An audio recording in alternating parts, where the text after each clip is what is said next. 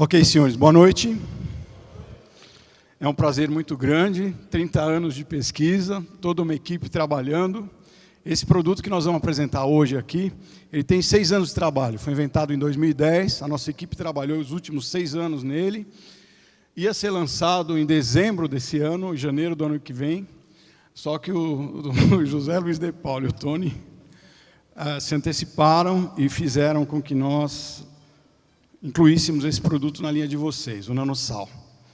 Para que vocês possam entender, os 3 grandes inimigos na nossa civilização são o sal, o açúcar e a gordura. É muito difícil você trabalhar com esses 3 produtos, porque eles fazem parte não só da nossa cultura, da nossa alimentação, mas fazem parte também da nossa vida. O sal, ele é vital. O problema é que o brasileiro come, em média, 11,38 gramas de sal por dia.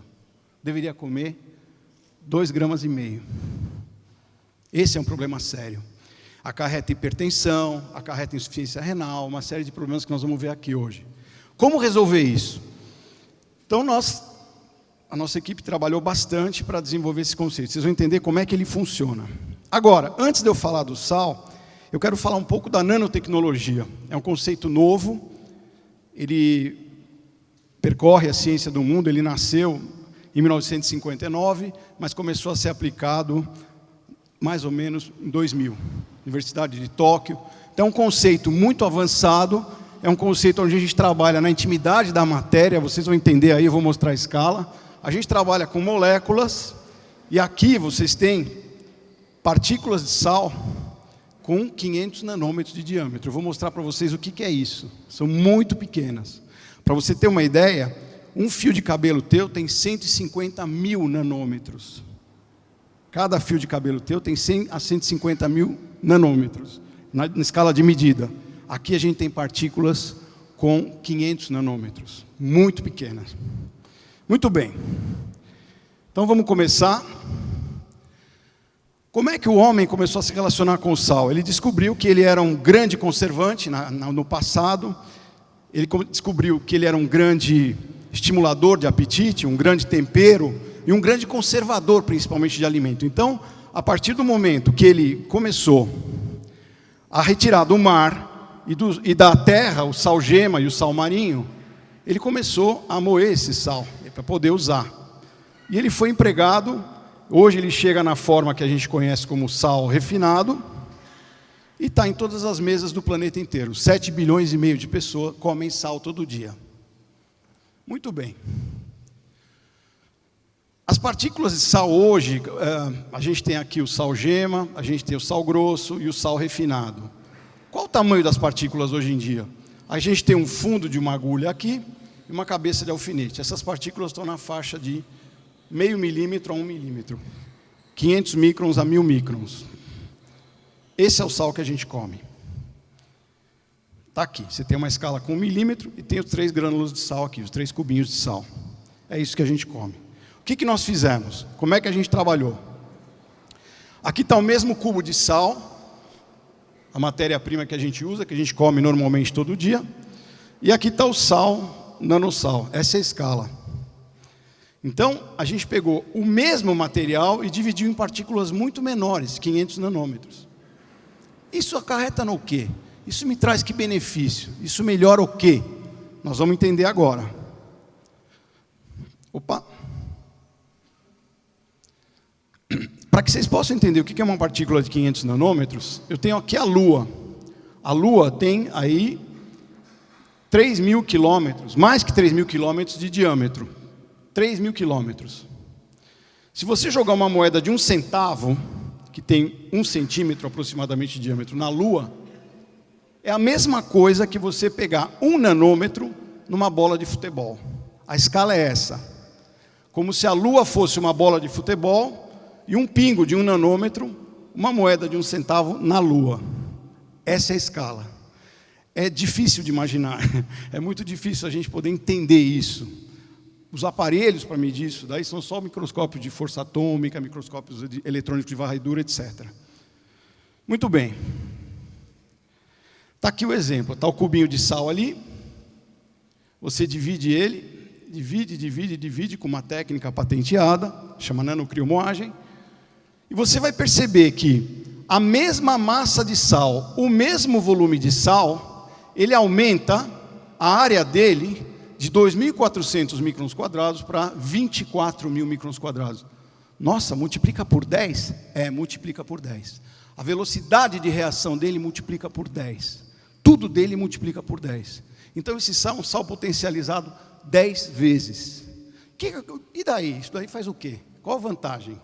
Vocês vão perceber que a relação entre superfície e volume dele passa de 0,3 para 3, 10 vezes mais. E aí?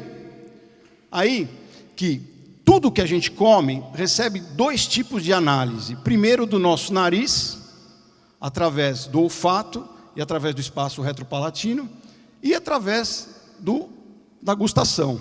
Tem dois nervos específicos, aqui chama nervo olfatório, aqui chama nervo gustativo. E dentro da nossa língua, a gente tem um tipo de sensores chamados papilas gustativas. Elas são mais ou menos assim como está desenhado aqui. Aqui você tem a língua, a superfície da língua, aqui você tem a papila. Essas são as células que compõem a papila, ligadas no nervo gustatório. Muito bem. A gente consegue identificar 5 tipos de gosto. O amargo, aqui na retroposição aqui na língua, o azedo, o salgado, o doce, e tem um outro que não está aqui que chama umami, é o gosto daquele glutamato monossódico. Está aqui a papila, não dá para ver muito bem, mas ela está desenhada aqui, aqui é a superfície da língua, aqui é o nervo, o estímulo vem por aqui. O sal encosta nessas papilas, não sei se todo mundo está conseguindo ver aí. Você não precisa de 1 quilo de sal para elicitar o estímulo de salgado. Você não precisa de 100 gramas de sal, 10 gramas de sal, 1 grama de sal. Se você pegar algumas moléculas de sal e encostar na papila, aqui, você dispara o estímulo de sal. E aonde o nosso sal leva vantagem em relação ao produto convencional? Aqui. Está aqui a nossa partícula, é um desenho, obviamente um desenho artístico, está aqui a escala de 1 nanômetro, a nossa tem 500 nanômetros, sódio e o cloreto. Quando ela encosta na saliva, na água, ela dissocia em sódio e cloro. Imediatamente as partículas de água entram em volta. Olha aqui a papila na língua, essa é uma foto real, e aqui está a papila desenhada. Encostou aqui, dispara o estímulo. Muito bem. O que a gente descobriu? A gente descobriu que não importa a quantidade de sal, mas como ele se distribui na cavidade oral. Então, se essas partículas se dissociarem mais rápido do que as partículas normais e tomarem a língua de assalto, você vai ter uma sensação de salgado imediata muito maior, ao ponto de usar 2, 3% da quantidade de sal para despertar o mesmo tipo de estímulo. Eduardo, você está me falando que esse sal, essa fumacinha de sal, isso não é um sal, uma fumaça de sal, ele salga com 2% a mesma coisa que 100% do sal normal? É isso que eu estou afirmando para vocês, depois de muita pesquisa. Bom, qual é a conclusão? As mesmas papilas, porque a língua é sempre a mesma, a nossa língua, estimuladas por menores partículas de sal, porém mais numerosas, em conjunto transmitem a mesma primeira sensação de salgado e com a mesma intensidade, usando apenas 3% do equivalente a um sal de mesa comum. Esse número é estupendo, esse número é absurdo. Então significa que uma pessoa, para se satisfazer a sua comida, o seu hábito alimentar normal, ela pode viver até com 3% de sal e o seu paladar vai estar satisfeito? Sim. Obviamente o corpo dele vai precisar de mais sal do que isso, mas ele pode chegar até esse limite. Muito bem. Agora, tem problemas. Vocês não pensam que a gente colocou o sal aqui? Na natureza existe há 11 bilhões de anos o universo, há 4 bilhões de anos existe o planeta Terra, os cristais de sal existem desde o começo, eles têm um tamanho natural. Esse tamanho que a gente colocou é antinatural, ele foi colocado contra a natureza. Se você deixar esse sal 2 minutos em cima da mesa, ele molha, como um sal normal, que empapa em 2, 3 meses, o nosso empapa em 2 ou 3 minutos. Como resolver esse problema? Esse foi o grande problema. Segundo, que tipo de embalagem, se a gente não pode deixar esse produto nem 2 minutos em cima da mesa, que ele absorve água, como é que eu vou fazer para vender esse produto? Então a solução que nós encontramos foi o aerossol. Por quê? A gente fez vácuo aqui dentro, tirou todo o ar, tirou toda a água, coloca o sal, coloca o gás e o produto sai sem ter contato com o ambiente. Essa é a ideia. Ele evoluiu a partir de embalagens maiores, familiares, depois dispensadores exóticos que não eram muito práticos, mas funcionavam bem. Mas durante esses 6 anos, isso é um pouco da história do produto, para vocês entenderem. Hoje, aonde nós chegamos? Aqui dentro, você tem 10 gramas de sal. Um brasileiro médio come mais do que 11 por dia. Esse produto é suficiente para 400, 450 espreadas, ou seja, todas as refeições de um mês. Uma pessoa normal que come 2 refeições com sal, com a quantidade de sal de um dia, você vai comer durante um mês. Esse é o milagre. Quais são os benefícios desse milagre? Vamos falar um pouco agora de ciência. Todo mundo sabe que o sal é o eletrólito que regula a volemia, regula a quantidade de água que a gente tem no organismo. Você diminuindo a quantidade de sal circulante no teu plasma, você diminui o líquido. Então você automaticamente desincha. Né? Muitas pessoas são inchadas porque elas estão com muito líquido retido no corpo. E quem segura essa água é o sal. O sódio especificamente. Você tem uma redução da pressão arterial. Claro, essa água vai sair do plasma sanguíneo. Um fulano que pesa 70 quilos tem 6 litros de sangue.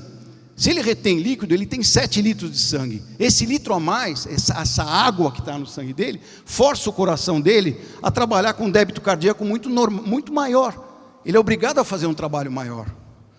Então, a primeira causa de morte no planeta não é AIDS, não é câncer, não é acidente de trânsito, que todo mundo ouve falar muito. A primeira causa de morte no mundo são as moléstias cardiovasculares. Infarto do miocárdio, insuficiência cardíaca, congestiva, etc. Então, como evitar isso? Fazendo o coração trabalhar o que ele foi programado para trabalhar, não a mais. Agora, como falar para uma pessoa comer menos sal? É difícil. A pessoa fala, essa comida sem sal eu não gosto, me dá prazer. Terceira coisa. Isso aqui principalmente para as mulheres. Pouca gente sabe que a osteoporose é uma doença geriátrica, uma doença da terceira idade, só que ela começa na infância. As menininhas, quando estão mamando ainda na mama da mãe, aquela mãe consome muito sal, aquela criança recebe muito sal, ela começa a liberar do organismo dela cálcio e magnésio para poder equilibrar o excesso de sal. O rim dela trabalha jogando para fora cálcio e magnésio a vida inteira. Enquanto ela tem os estrógenos, os hormônios normais, ela está na puberdade, tudo bem. Quando ela chega na menopausa, não tem mais os hormônios, ela começa a sofrer, começa a quebrar fêmur, começa a quebrar bacia, começa a quebrar coluna. Por quê? Essa moléstia que ela desenvolveu na terceira idade, começou na infância. Pouca gente sabe disso. O excesso de sal é um dos grandes causadores desse problema. Finalmente, o rim. Todo mundo sabe que o coração e o rim trabalham juntos. Um bombeia o sangue, o outro filtra o sangue. Então, todos esses íons, eles são retidos ou são liberados no rim, e a pedra nos rins, a famosa pedra nos rins, a formação de cálculo renal, ela diminui os riscos disso. Finalmente, é isso que eu tinha para falar, assim, rapidamente sobre o produto. Para encerrar a minha fala, eu gostaria de falar da emoção eu sou um homem de laboratório, um homem de fábrica. Vocês me encontram lá em Valinhos com a minha equipe, todo dia das 9 da manhã às 9 da noite, trabalhando nos produtos, nos projetos. É bem difícil que eu tenha contato com o cliente. Mais difícil ainda que eu tenha as pessoas que vão difundir a nossa ideia, 6 anos do nosso trabalho, levado de boca em boca, ajudando as pessoas que vão usar esse produto. Segundo o doutor Luiz, do Sírio-Libanês, o chefe do Instituto de Ensino e Pesquisa, ele falou, Eduardo, se nós conseguirmos implantar esse sal, nós vamos salvar 30 mil pessoas de morte por causa cardiovascular por ano no Brasil. Nós temos 206 milhões de habitantes, 30 milhões de hipertensos, Desses 30 milhões de hipertensos, 15 milhões sabem que são hipertensos. Desses 15 milhões, 7 milhões e meio se tratam. Desses 7 milhões e meio, a gente estima que 5% a 10% podem consumir o nosso produto. Então nós vamos salvar em torno de 30 mil pessoas por ano. Eles não precisam saber isso, a gente sabendo já está muito bom.